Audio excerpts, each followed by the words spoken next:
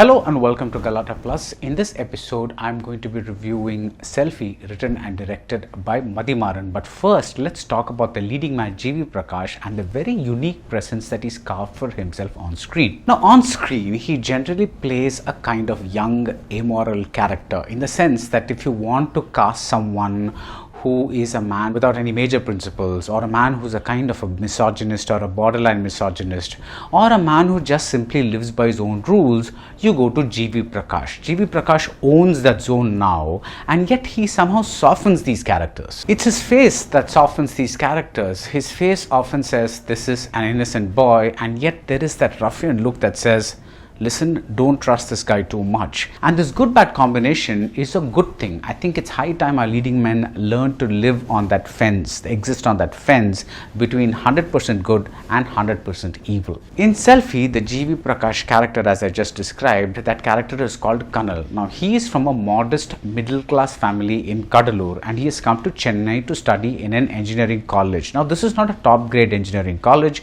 It is one of the things that is down the rungs. It's like some second or third tier engineering college. Now, this is the innocent part of the G.V. Prakash character, but soon what happens is he stumbles on a get-rich-quick scheme where he can sell college seats, that is engineering college seats and medical college seats and whatever, for money, or he can become a broker where these seats can be sold for money. A villain describes this as Tandela Mata Pudichtu Varamari, Pasangala Pudichtu Varno. That is, you should bring high school graduates here the way we bring cattle from the fair. That is the general attitude of the people who conduct this racket. Now, look at the things about Kanal. Now, he doesn't think twice about asking his father for money.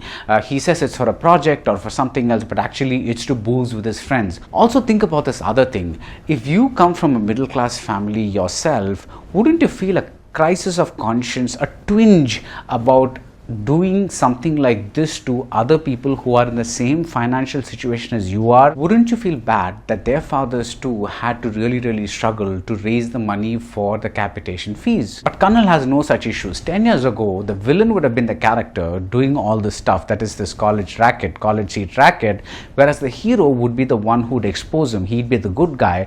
But now look how the tables have kind of turned. We have not a hero but an anti-hero. Now, like I said, Kanal fits right into this G.V. Prakash character template. He's an anti-hero and he learns a lesson at the end of the movie, but sometimes it is just too late. Now, the premise of Selfie is very interesting, and there is a solid central conflict that takes us into this very murky world.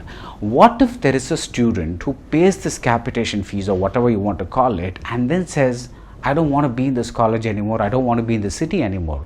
What would you do? How would you repay the money to this person? But the director does not do justice to this premise. He keeps jumping from one character to another in a very hurried manner. Therefore, these characters come off as either generic or very underdeveloped. Also, the film goes by really fast. I mean, there are no pauses, there are no stays. It's as if you're watching something going by at 1.5x speed. So all these relationships feel very rushed, whether it is the bond that Kanal shares with a Muslim friend's mother, or whether it is the fact that Kanal's father suddenly comes by a huge sum of money in order to do something for Kanal, or even the token girlfriend played by Varsha Bollama. Now, there are two potentially interesting characters, that is villain characters played by Sangili Murugan and Gautham Menon, who gets a kick-ass action scene. Now, these two characters are interesting. Why? Because there are classical themes of trust and betrayal and so on going on with these two characters, and there is also a history that seems interesting before them. Gautham Menon gets the best written character.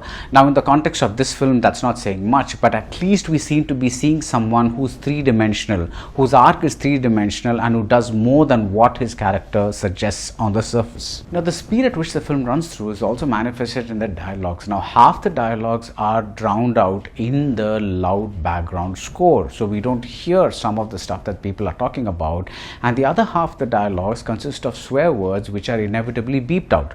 So it gives a very strange effect of listening to a sentence where we hear only every other word. After watching the last few scenes, and especially after watching the very hurried end, I got the feeling that Mathi Maran wanted to make something like Goodfellas, where a young man is attracted to a world of crime and he has a great time until he is caught at the end. But for that, you really need to sit down and flesh out the characters. Now, the main question we ask about motivations and events and happenings in a movie is, is why, and Selfie never finds a satisfactory answer to that question, why. So that's it for Selfie. If you like this video, do subscribe to Galata Plus and see you soon at the movies.